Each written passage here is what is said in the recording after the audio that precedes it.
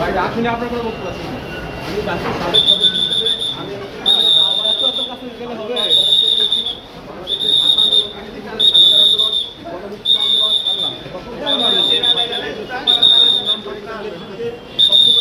মেহরাজ মাহবুব স্যারের আদালতে বৈষম্য বিরোধী আন্দোলনের ওই সময়ের সর্বপ্রথম যে ঘটনা ঘটেছে সেই ঘটনার মামলায় শাহবাগ থানার এই মামলায় ঢাকা বিশ্ববিদ্যালয় শাখার তৎকালীন সময়ের ছাত্রলীগের সাধারণ সম্পাদক তানভীর হাসান সৈকত তাকে আদালতে উপস্থাপন করা হয়। মামলার আয়ু এই আসামিকে 10 দিনের রিমান্ড প্রার্থনা করে। আমরা রাষ্ট্রপক্ষে ফ্যাসিস্ট প্রধানমন্ত্রী যিনি লক্ষণ সেন পালিয়ে যাওয়ার দীর্ঘ 800 বছর পর এই বাংলার জমিন থেকে চিরতলে তরে পালিয়ে গিয়েছেন সেই ফ্যাসিস্ট প্রধানমন্ত্রী চীন সফর শেষে 14 জুলাই যখন এই বৈষম্য বিরোধী আন্দোলনকারী মেধাবী শিক্ষার্থীদের উদ্দেশ্যে রাজাকার বলে গালি দিয়েছে এবং এই মেধাবী শিক্ষার্থীরা তৎক্ষণাৎ ঢাকা বিশ্ববিদ্যালয়ের বিভিন্ন হল থেকে ভূমিকে আমিকে রাজাকার রাজাকার স্লোগানে পুরা বিশ্ববিদ্যালয় ক্যাম্পাস মুখরিত করে তোলে। তখনই তৎকালীন আওয়ামী লীগের সাধারণ সম্পাদক ওবায়দুল কাদের ছাত্রলীগকে এই আন্দোলন দমনের নির্দেশ দিয়ে তাদেরকে মাঠে নামিয়ে দেন। পরের দিন যখন ঢাকা বিশ্ববিদ্যালয়ের বিভিন্ন হলের শিক্ষার্থীরা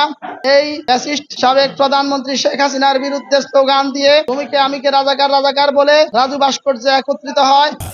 বাংলাদেশের শক্তিশালী থার্মিক স্টিল বার ফেমাস স্টিল লিমিটেড তখনই এই মামলার এজাহার নামীয় 10 নম্বর আসামি তানভীর হাসান সৈকত তার নেতৃত্বে তানভীর হাসান সৈকতের নেতৃত্বে এবং ঢাকা বিশ্ববিদ্যালয় শাখা ছাত্রলীগের সভাপতি কেন্দ্রীয় সভাপতি সেক্রেটারি সহ এই মামলার এজাহার নামীয় আসামিগণের নেতৃত্বে ঢাকা বিশ্ববিদ্যালয়ের সমস্ত ছাত্রলীগ, ঢাকা শহরে অবস্থানরত সমস্ত কলেজ বিশ্ববিদ্যালয় এবং তাদের মহানগর উত্তর দক্ষিণ ইউনিটের ছাত্রলীগ নেতা কর্মীদেরকে ইডেন মহিলা কলেজ, বদরুন্নেসা কলেজের ছাত্রীদেরকেও তারা এই বৈষম্য বিরোধী আন্দোলন দমনের জন্য তারা প্রত্যেকেই সশস্ত্র অবস্থায় চাপাতি, তিরিশ, রামদা, তলোয়ার, দেশীয় অস্ত্র, লাঠি সোটা এবং ককটেল সহ তারা এই নিরস্ত্র মেধাবী শিক্ষার্থীদের উপর আন্দোলনে ঝাঁপিয়ে পড়ে। তাদের সেই আন্দোলনে আমাদের অনেক ছাত্রী বোন আহত হয়, আমাদের অনেক ছাত্র ভাইয়েরা আহত হয়।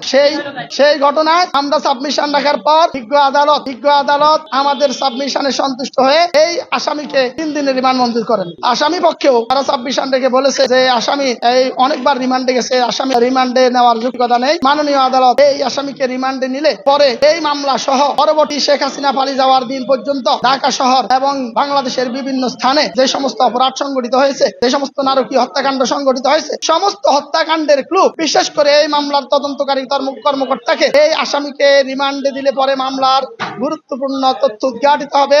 ফেরারি আসামিদেরকে অ্যারেস্ট করা যাবে, যাদেরকে অন্যান্য অজ্ঞাতনামা আসামি তাদের সম্পর্কে তথ্য উদ্ঘাটন হবে মর্মে আমরা আবেদন করলে মেহরা মাহবুব স্যার আমাদের আবেদন মঞ্জুর করে এই আসামিকে 3 দিনের রিমান্ড মঞ্জুর করে।